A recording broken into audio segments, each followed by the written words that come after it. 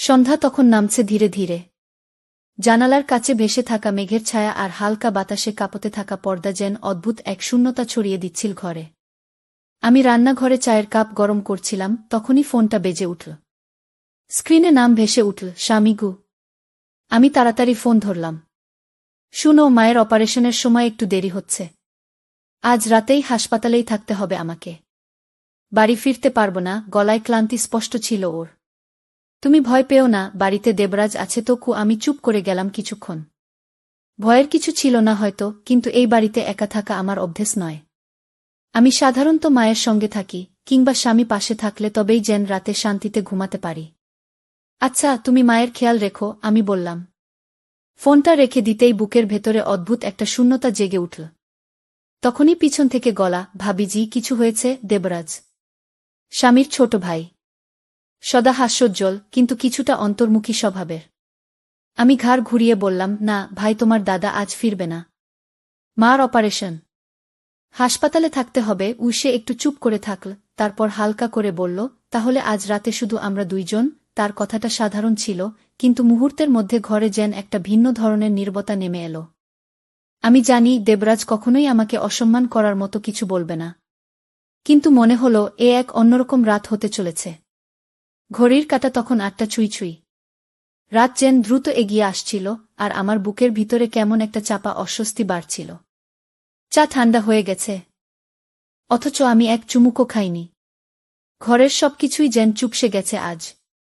দেবরাজ তখন ডাইনিং টেবিলের এক কোণে বসে ফোন টিপছিল। আমি চুপচাপ তাকে লক্ষ্য করছিলাম কিছুক্ষণ। ওর মুখটা আজ একটু অন্যরকম লাগছিল, চেনা অথচ ভিন্ন, শান্ত কিন্তু কিছু বলতে চাই যেন। হঠাৎ সে চোখ তুলে আমার দিকে তাকিয়ে বলল, ভাবিজি আপনি ভয় পাচ্ছেন? আমি একটু থমকে গেলাম। না, মানে হ্যাঁ, একটু অস্বস্তি হচ্ছে। আমি তো একা থাকতে পারি না। আজকে বাড়িতে আপনি না থাকলে আমি কি করতাম জানি না। দেবরাজ হালকা হাসল। আসলে আমি নিজেও কিছুটা অচেনা এই নীরবতার সঙ্গে। এমন রাত খুব কম আসে যেখানে চারপাশটা এমন নিঃশব্দ থাকে। তার কথা শুনে একটু সাহস পেলাম। সত্যিই শুধু আমি না, আমরা দুজনেই আজ একটু একা। আমি বললাম, চলো কিছু রান্না করি। একসাথে খেলে হয়তো একটু স্বাভাবিক লাগবে। সে সারা দিল মাথা নাড়িয়ে। রান্নাঘরে ঢুকে আমি চুলায় চাপালাম ডাল আর ভাত। দেবরাজ পাশে দাঁড়িয়ে থাকল। হঠাৎ বলল, ভাবিজি আপনি জানেন, আপনি যখন চুপ করে থাকেন তখন বোঝা যায় না আপনি ঠিক কি ভাবছেন। আমি একটু হেসে বললাম, সব মেয়েরাই তো চুপ থাকলে রহস্যময় মনে হয় না। সে হালকা হাসল, কিন্তু তার চোখে কেমন এক ভিন্ন গভীরতা ছিল। যেন কি বলতে চাইছে, কিন্তু ভাষা পাচ্ছে না। আমরা একসাথে রান্না করছিলাম, কিন্তু পরিবেশটা পুরোপুরি নীরব ছিল না। ভেতরে ভেতরে অনেক কিছু যেন দোলা দিচ্ছিল। খাবার তৈরি হতে হতে রাত ৯টা বেজে গেছে। আমি বললাম, চলো খেয়ে নিই, তারপর বসে একটু গল্প করা যাবে। দেবরাজ বলল, আপনার সঙ্গে গল্প করার ইচ্ছে অনেক দিন ধরেই ছিল। আজ হয়তো সেই সুযোগ এলগু। আমি কিছু বললাম না, শুধু মনে মনে ভাবছিলাম, এই রাতটা কি শুধুই নিঃশব্দ থাকবে, নাকি অনেক কথা জমে থাকা এক আকাশ খুলে যাবে আজ। রাত তখন প্রায় ৯:৩০। খাওয়া দাওয়া শেষ, দুজনেই বসে আছি বারান্দায়। একটা হালকা বাতাস বইছে বাইরে, গাছের পাতাগুলো ফিসফিস করছে যেন। চারপাশ নিঃশব্দ হলেও আমাদের ভেতরে যেন শব্দের ঢেউ চলছে। দেবরাজ প্রথমে চুপচাপ ছিল, তারপর হঠাৎ বলে উঠল, ভাবিজি আপনি কি ভাবেন, যাদের সঙ্গে আমাদের রক্তের সম্পর্ক নেই তাদেরও কি কখনো সত্যিকারের আত্মীয় হয়ে ওঠা যায়? প্রশ্নটা সহজ ছিল না। আমি একটু থেমে বললাম, হয়তো যায়। হয়তো আত্মীয়তা শুধু রক্তে হয় না, বিশ্বাসে হয়, স্মৃতিতে হয়। সে আবার চুপ করে গেল। আমি অনুভব করছিলাম তার ভেতরে কি যেন উথালপাথাল করছে, কিন্তু ভাষা খুঁজে পাচ্ছে না। আমি বিষয়টা হালকা করতে বললাম, তুমি ছোটবেলায় কেমন ছিলে? শান্ত না দুরন্ত? সে হেসে ফেল। আমি পুরোদস্তুর দুরন্ত। আম্মা তো বলতো এই ছেলে একদিন না একদিন গাছের চূড়ায় উঠে বসে থাকবে। আমি হেসে উঠলাম, আর এখন দেখো সেই দুরন্ত ছেলে একদম শান্ত, গম্ভীর। সে বলল, মানুষ সময়ের সঙ্গে বদলে যায় ভাবিজি। আপনার মতো কাউকে পাশে পেলে না বদলে থাকা যায়? আপনি নিজেও তো বদল এনেছেন আমাদের ঘরে আসার পর। আমি একটু চমকে গেলাম। আমি কি বদল এনেছি বলো তো? আপনার শিষ্টতা, আপন গাম্ভীর্য, আর ভেতরের যে শক্তি, সেটা না থাকলে মা বাবা, দাদা কেউ এত স্থির থাকতে পারত না আগে। আমি অবাক হয়ে তার দিকে তাকালাম। এমন কথা দেবরাজ আগে কখনো বলেনি।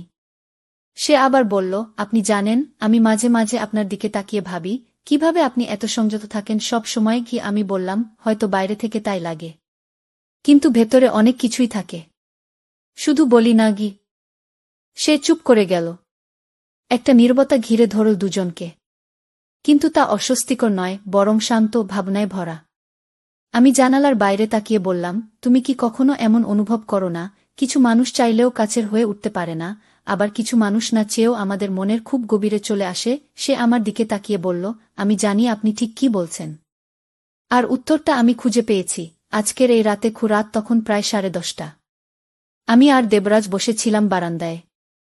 দূর থেকে মাঝে মাঝে কুকুরের ঘেউ ঘেউ শোনা যাচ্ছিল, আর মাঝে মাঝে পাখা ঘোরার শব্দটা আরও স্পষ্ট শোনা যাচ্ছিল। ভাবিজি, একটু চা খাওয়া যায় কি? আপনি তো জাদুকরি চা বানান, দেবরাজ বলল হালকা হাসিতে। আমি হেসে বললাম, চা? এই রাতে? কিন্তু ঠিক আছে, এই গল্পের মাঝে 1 কাপ চা যেন গল্পকেই এগিয়ে দেয় কি। চুলায় পানি চাপিয়ে দিলাম। সে পাশে এসে দাঁড়াল। চা বানানো শেখাবে একদিন, এই তো আজই শুরু করো। দাও, তুমি দুধটা ঢালো। আমরা দুজনেই একসাথে কাজ করছিলাম, অদ্ভুত এক সমন্বয়। মনে হচ্ছিল যেন অনেক বছর ধরে একসাথে চা বানাই। চা বানিয়ে নিয়ে বারান্দায় ফিরে এলাম। ভাবিজি, আমি সবসময় ভেবেছি আপনি এক ধরনের রহস্য।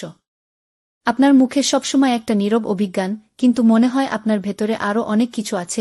আমি বললাম, মানুষ তো এক একটা বইয়ের মতো। কাউকে বাইরের মলাট দেখে বোঝা যায় না তার ভেতরের গল্প।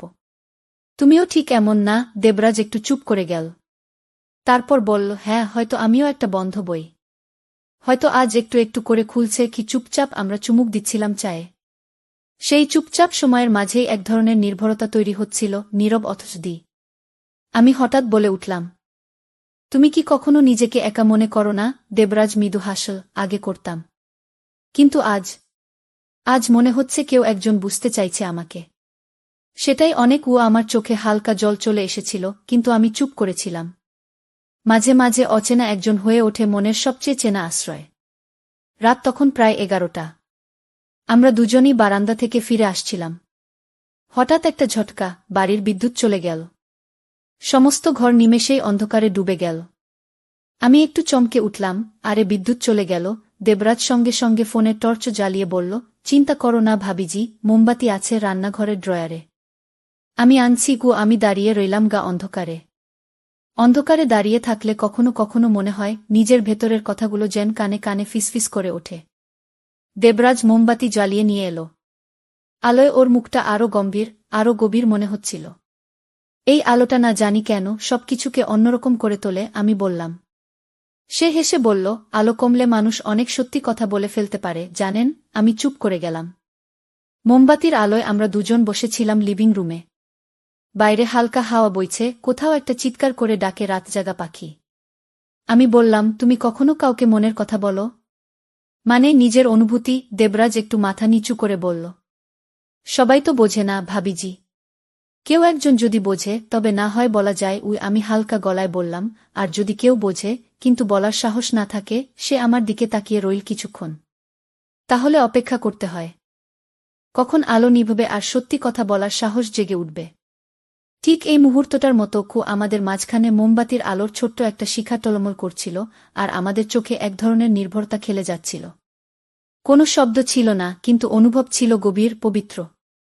রাত গভীর হলেও আমাদের মনে একটা আশ্রয় তৈরি হচ্ছিল। কোনো অসঙ্গত ইঙ্গিত নয়, শুধুই এক বন্ধন, যা তৈরি হয় সহানুভূতি আর বোঝাপড়ার ভিত্তিতে। ভোরের প্রথম আলো ঠিক তখনই ফুটেছিল যখন পুরো ঘরটা নিস্তব্ধ ছিল। বাইরে তখন পাখির কিচিরমিচির আর বাতাসের হালকা ঝাপটায় ঘরের পর্দা টলমল করছিল। একসময় আমাদের দুজনের মধ্যে নীরবতা ছিল, কিন্তু সেই নীরবতায় অদ্ভুত এক ধরনের শান্তি ছিল। ঘড়ির কাঁটা তখন 4টা বাজাচ্ছিল। আমি জানালার দিকে তাকিয়ে রইলাম। জানালা দিয়ে ভোরের আলো ঢুকছিল, কিন্তু আজ মনে হচ্ছিল সেই আলো যেন নতুন কিছু দেখানোর জন্য এসেছে। দেবরাজ ছিল পাশে, আমরা দুজনেই বসেছিলাম। হালকা আলোয় তার মুখের রেখাগুলো আরও পরিষ্কার দেখা যাচ্ছিল। চোখের কোণে ক্লান্তির ছাপ, কিন্তু গভীরভাবে ভেবেছিল সে, যেন কিছু কথা বলার জন্য প্রস্তুত। একটু সময় নিলাম দুজন, যেন ভোরের আলোটা আরও স্পষ্ট হয়, পুরো পরিবেশটা পরিষ্কার হয়। ভাবিজি, সে প্রথমে কথা বলল, যখন আলো আসে তখন অন্ধকার সবকিছু একেবারে মুছে দেয় না। কিন্তু সেই আলো তবু জীবনকে নতুন করে দেখায় কি আমি চুপচাপ তাকিয়ে রইলাম। তার কথায় কিছু একটা ছিল, যেন এই মুহূর্তে সে একটুখানি নিজের ভেতরের অনুভূতি ভাগ করে নিচ্ছে। আমি জানি আজকের রাতটা কিছুটা অস্বস্তিকর ছিল। কিন্তু মনে হয় এই অস্বস্তির মধ্যেই নতুন কিছু সৃষ্টি হচ্ছে। হয়তো অজান্তেই, হয়তো সময়ের সাথে। সে আবার বলল, এটা শুনে আমি একটু ভেবেছিলাম। হ্যাঁ, সত্যি, রাতের নিস্তব্ধতা, বিদ্যুৎ চলে যাওয়ার মুহূর্ত, সেই মোমবাতির আলো, সবকিছুই যেন একটা নতুন দিশা দেখানোর চেষ্টা করছিল। কিন্তু আমি জানতাম আমাদের সম্পর্কের অজানা কিছুর সন্ধান এভাবে উঠে আসবে না। তুমি কি ভাবছ, দেবরাজ? আমি একটু আড়াল হয়ে তার দিকে তাকালাম। সে কণ্ঠ নিচু করে বলল, ভেবেছি অনেক দিন ধরে। সবসময় কি নতুন কিছু শুরু করা উচিত? বা কিছু সম্পর্কের গভীরতা পরীক্ষা করা উচিত?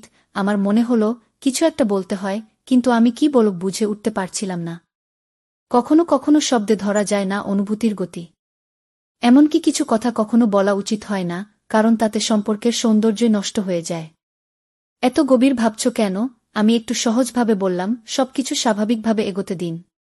সময় নিন, সময়ের সাথে সবকিছু সাপেক্ষ হয়ে যাবে। কুশে এক মুহূর্ত চুপচাপ থেকে মাথা ঝুঁকাল। তারপর শান্ত গলায় বলল, হ্যাঁ, সময়ই সব কিছু নির্ধারণ করবে। তবে এই রাতে, এই আলোতে, একদম সঠিক সময়ে, আমি অনুভব করেছি যে আমার কিছু কথা মনের মধ্যে জমে গেছে। কি তার এই কথা শুনে আমার মনে হলো হয়তো সে কিছু বলতে চাচ্ছে, কিন্তু কিছু না বলাই শ্রেয়। এটা ছিল এক ধরনের সঠিক সময়ের অনুভব। কোনো চাপ ছিল না, কোনো দুর্বলতা ছিল না। শুধু শান্তি ছিল, শুধু নির্ভরতা ছিল। আমরা কিছুক্ষণ নীরব ছিলাম। তার মুখের দিকে তাকিয়ে মনে হচ্ছিল, সত্যি, কিছু সম্পর্ক সময়ের সাথে ঘনীভূত হয়, তবে সেগুলোর সৌন্দর্য কোনো এক অদৃশ্য ফাঁকে ফুটে ওঠে। ভোরের আলো তখন পুরোপুরি ফুটে উঠেছে। বাইরের আকাশে সূর্য ওঠার আগে পুরো পরিবেশটা এক ধরনের শান্তির রাজ্যে ডুবেছিল।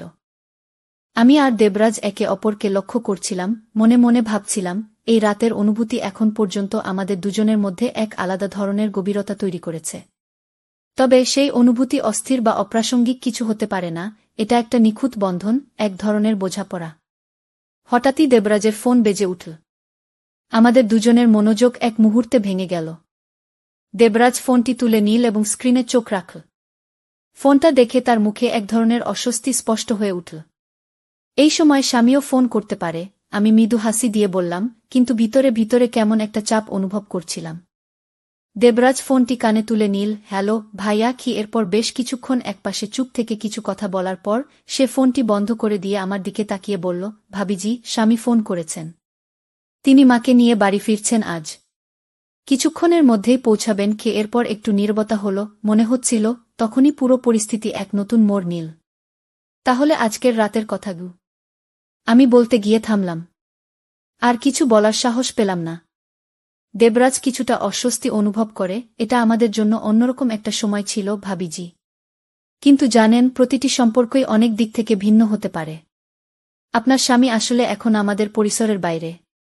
আমরা আজ রাতে একটু বেশি সময় কাটিয়েছি, তবে এর মধ্যে কোনো ভুল বোঝাবুঝি হয়নি, তা মনে হচ্ছে কি? এটা শুনে আমি কিছুটা আশ্বস্ত হলাম। হ্যাঁ, সবকিছুই স্বাভাবিক ছিল, কিন্তু এই এক মুহূর্তে সম্পর্কের খোলামেলা বোঝাপড়া ভেঙে যায়নি, আর কোনো অস্বস্তি তৈরি হয়নি। আমি একটু হেসে বললাম, হ্যাঁ, কখনো কখনো সময় নিজেই সবকিছু ঠিক করে দেয়। তবে এখন বোধহয় আমাদের আর বেশি সময় কাটানো উচিত হবে না। স্বামী আসছেন তো? দেবরাজ মাথা নেড়ে সায় দিল, ঠিকই বলেছেন। সময় সবকিছু ঠিক করে দেয়। তবে আজকের রাতের অনুভূতিগুলো স্মৃতিতে থেকে যাবে, আমরা জানি, তবে সেটা আমাদের নিজেদের মধ্যে থাকবে। আমরা দুজনেই উঠে দাঁড়ালাম। বাতাসের হালকা শীতলতা অনুভব করছিলাম। দেবরাজ মৃদু হাসল, আর আমি জানতাম, কখনো কখনো কিছু অনুভূতি এমনই হয়, এটা শুধু সময়ের ব্যাপার। ঘরটি তখন অজস্র আলোয় ভরে উঠছিল। বাইরে সূর্য উঠে এসেছে, পৃথিবী আবার আগের মতো ঘুরতে শুরু করেছে। তবে রাতে তৈরি হওয়া সম্পর্কের সেই নীরবতা আর অনুভূতি আমাদের মধ্যে এক নতুন দৃষ্টি তৈরি করেছে, যেখানে শালীনতা, শ্রদ্ধা এবং বোঝাপড়া ছিল প্রধান। দরজার ঘণ্টা বাজল। আমি হঠাৎ চমকে উঠলাম। আমি জানতাম স্বামী আর শাশুড়ি এবার ফিরে আসছে। দেবরাজও চুপচাপ উঠে দাঁড়াল। তার চোখে এক ধরনের নীরবতা, যেন কিছু না বলা কথা ছিল যা খুব দ্রুত শেষ হয়ে যাবে। অতটা অস্বস্তি কেন? আমি দেবরাজের দিকে তাকিয়ে জিজ্ঞেস করলাম। তিনি হালকা হাসি দিয়ে বললেন, না, কিছু না। সব ঠিক আছে। দরজা খুলতেই স্বামী এসে দাঁড়ালেন, সঙ্গে ছিলেন শাশুড়ি। তাদের মুখে ক্লান্তির ছাপ, তবে মুখাবয়বে একটা সান্ত্বনা ছিল, যতটা সম্ভব শান্ত, যতটা সম্ভব স্বাভাবিক। তো বন্ধুরা, ভিডিওটি ভালো লাগলে কমেন্টে জানাবেন। এইরকম ভালোবাসার গল্প শুনতে চাইলে চ্যানেলটা সাবস্ক্রাইব করুন এবং পাশে থাকুন আর আপনার বেল আইকনটা বাজিয়ে রাখুন, যাতে নতুন ভিডিও আপলোড করা মাত্র আপনারা দেখতে পারেন।